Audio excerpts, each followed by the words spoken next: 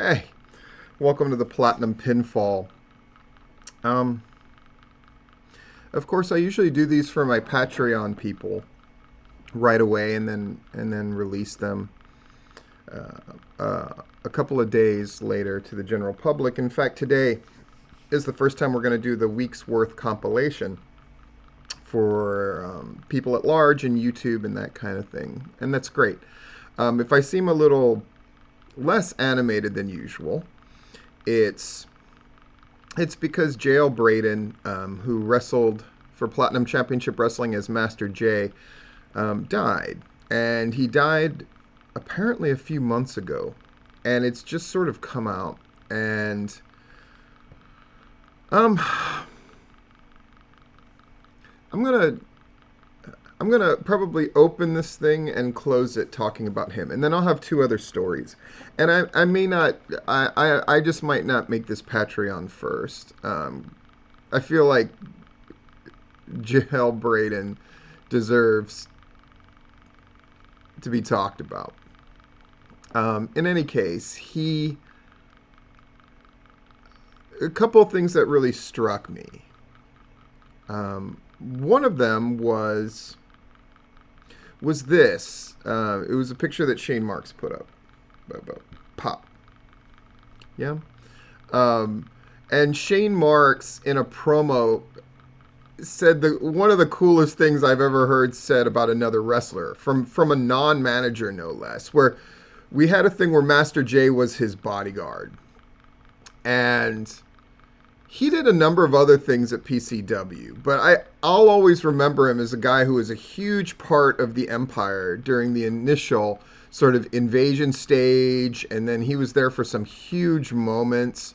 And then so he was like the de facto bodyguard for Miss Rachel and Shane Marks for quite some time. And Shane Marks said this man is a ninth degree in everything.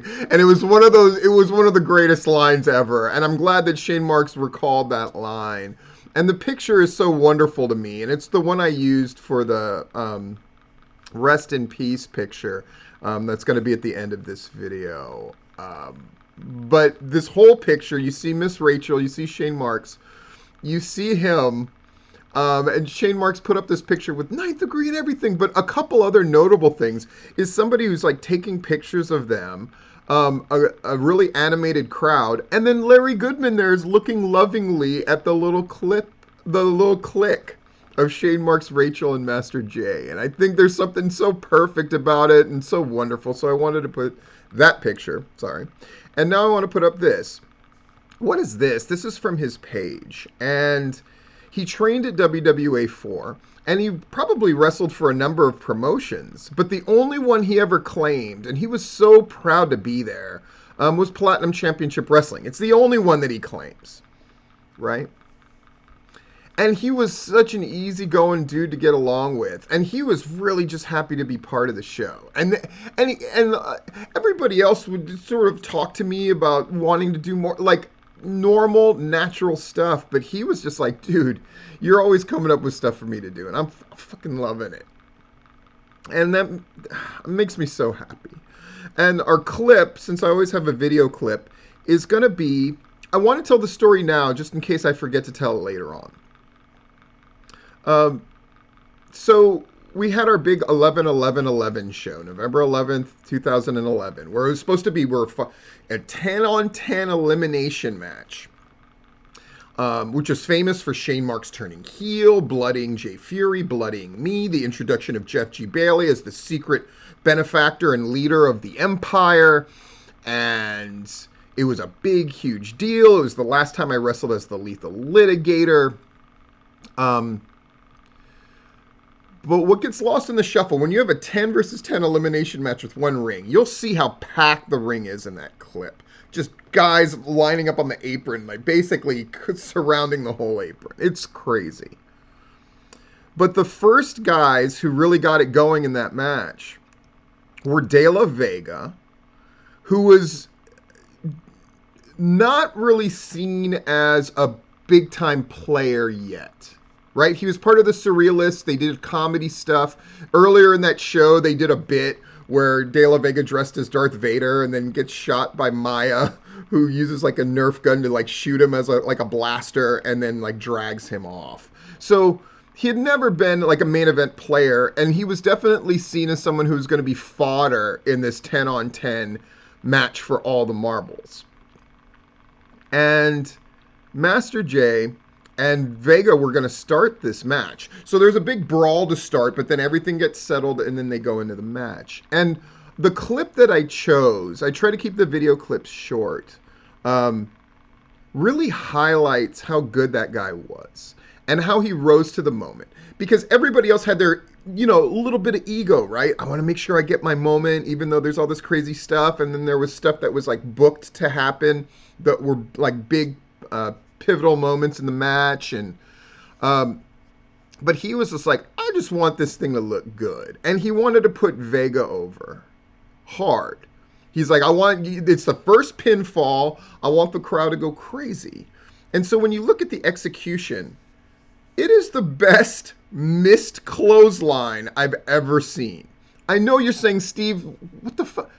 Dude, you will see in the clip at the end. Hell, if you want to go back and watch that first, go ahead. It is the best missed clothesline that he throws at Vega. Like, it really looked like he was trying to take his head off, but he missed. And then the way he takes Vega's crossbody coming off the ropes was so freaking good. Master Jae, Jeffrey, JL Braden, thank you. And I'm glad PCW meant a lot to you, but you were an integral part and a huge part of really the biggest thing we ever did up to that point. And you were the opposite of a pain in the ass to deal with. You were great. The feud that you had with East Coast Lightning Tacoma, where you guys had Kumite match. We took down the ropes for you guys. I mean, thank you. PCW was guys that would just sort of come in from all different places. And he's somebody who came in and, you know, Jeff G. Bailey tells it to me all the time. The point of wrestling is to get in and get over. And he did. And so thank you. And rest in peace and condolences to his family and friends. He was a really nice person, a really good guy. And I and so many people who got to work with him and watch him are going to think of him fondly. So that's one thing. We'll get to the other two parts of the Platinum Pinfall, and they're awfully silly. Hey, WWE and your love of Nazis. Boom, you've probably seen something about this story about Gunther Stark, which is a name that the WWE is trying to trademark to give to Walter, because goodness knows Walter is not over enough that we have to give him this dumb name. So they give him this name, Gunther Stark, presumably without Google searching it first, because if you do a Google search for the name Gunther Stark, what you see is this guy, Nazi submarine captain of note, enough to have his own entry and stuff. It's mind-blowing, but more mind-blowing since that story came out yesterday, but they're doubling down, and they're going to do it. Oh, yeah. So I could excuse, okay, we didn't do a simple Google search. I can see how that could slip through the cracks. The WWE has fired so many people. They've never done well with that stuff. But at this point, to continue to go through with it, one, to give the guy a Nazi name is terrible on so many levels. Two, what are you changing this guy's name for that you've let him use in both NXT and NXT UK? And to people that say, like, well, you want to own the trademark and you want to have the rights in case you ever... Are you telling me if Gunther Stark, Walter left, that he wouldn't just go back to the name Walter and it would be, like, as over or more so than Gunther Stark? And by the way, for the people that claim Oh, the WWE, it's much better that they construct these names. I don't know. Okay, I'm going to name three people who either kept their gimmick name that they used in the indies or used their real name. And you decide for yourself whether that worked better. You ready for the names? CM Punk, John Cena, and Brock Lesnar. But by all means, Gunther Stark. Um, and then our last story before we go into Master Jae's clip and his bit of magic that he created with De La Vega, which really set the spark for arguably the biggest match in Platinum Championship Wrestling history, is Jericho also is going out with a trademark.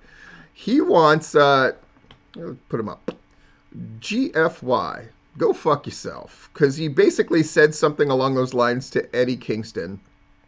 And Jericho's always been that guy, man. He's going to find a way to make money. Do I personally like it? I don't. Which means it'll probably make a crap ton of money. But it also shows Jericho's always been that guy. I say something, I can maybe put it on a shirt, I can maybe parlay it into more money, and he's always really careful about doing that. So let me ask this, wrestling people. Maybe the only person that you're fucking is yourself by not doing much the same. This has been the Platinum Pinfall. 1, 2, 3. Jail Braden, Jeffrey, Master Jae to me. Shane Marks said it best. You were 9th degree in everything, brother. Enjoy this clip. Tell me I'm wrong about the best missed clothesline in wrestling history and that great take on the crossbody. Love you guys. Love him too. Come on!